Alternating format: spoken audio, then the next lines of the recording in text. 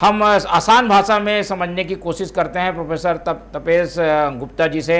कांग्रेस भाजपा का अपना अपना स्टैंड है गुप्ता जी, लेकिन हम स्पेस कितना देखते हैं छत्तीसगढ़ में, किस तरीके का बजट संभावनाओं का आ सकता है, कहां पर स्पेस है जहां पर फोकस बढ़ सकता है? राज्य का बजट निश्चित तौर पे इस बार विकास का बजट होगा।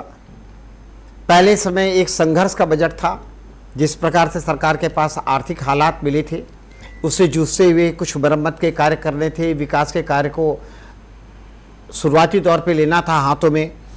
तो इस बार का बजट पिछले वर्ष की योजनाओं को निरंतरता प्रदान करने वाला एक बिंदु रहेगा।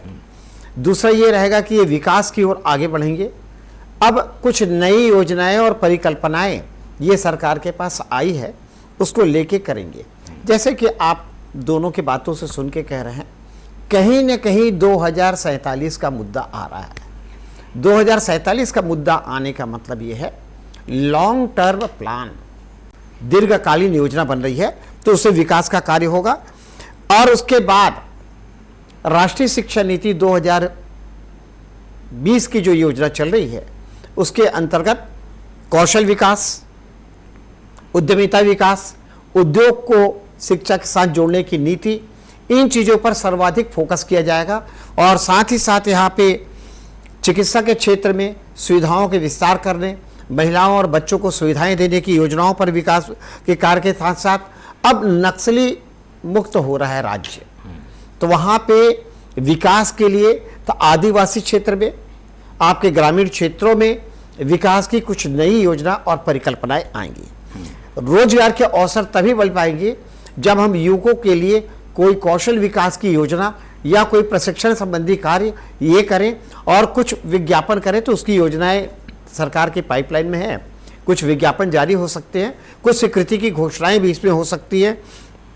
शिक्षकों की पदोन्नति हो रही है, प्राध्यापकों की पदोन्नति हो रही है, तो यहाँ पे भी जो खाली जगह बचे हैं उनके भरने की योजनाएं और नीति स्पष्ट की जाएगी। और सबसे बड़ी बात यह है कि अभी एक अफवाह चल रही थी कि विद्युत शुल्क में वृद्धि किए जाने की सरकार की योजना है।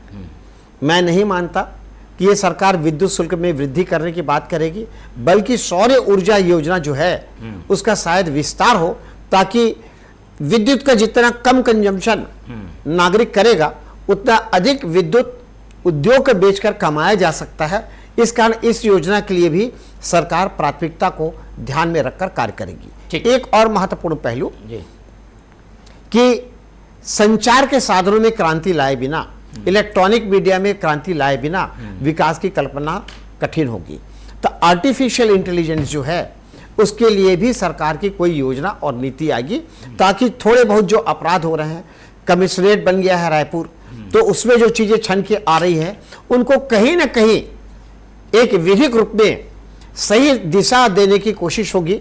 क्योंकि सरकार की एक परिकल्पना थी कि हम ये रायपुर को पुलिस कमिश्नरेट में बदलें, वो इन्होंने बदला है, तो मेरे ख्याल से इस पर भी फोकस होगा। और शायद 1-2 साल में यह रायपुर के अतिरिक्त बिलासपुर में, दुर्ग में भी ऐसा कमिश्नरेट बना के विकास की योजना और एक कहा जाए आंतरिक सुरक्षा की व्यवस्था को मजबूत करने की कोशिश की जाए। ठीक है। और जब दूरगामी और दीर्घकालीन योजनाओं पर ज़्यादा ध्यान दिया जाता है तो वर्तमान पर फोकस कम हो जाता है, ऐसा कहा जा रहा है। क्या इस बजट में भी वैसे ही रहेगा? क्या 23 में भी ऐसी कुछ स्थिति थी? नहीं, देखिए, मैंने आपको पहले कहा जो योजना चल रही थी उसमें निरंतरता रहेगी, क्योंकि सरकार के व्यवहार और बातचीत से या कहीं ऐसे परिरक्षित नहीं हो रही है कि किसी योजना को बंद करने वाली है या उस योजना में कटौती करने वाली है, ऐसे कई लक्षण नहीं दिख रहे हैं। दूसरी बात ये कि हमारे पास जिस प्रकार से प्रशासनिक कसावट आई, भ्रष्टाचार पे लगाम लगा, तो एक्साइज में भी बहुत अच्छे पैसे आ रहे हैं, जीएसटी में बहुत पैसा कलेक्शन हो रहा है। तो जैसे पैसा कलेक्शन होगा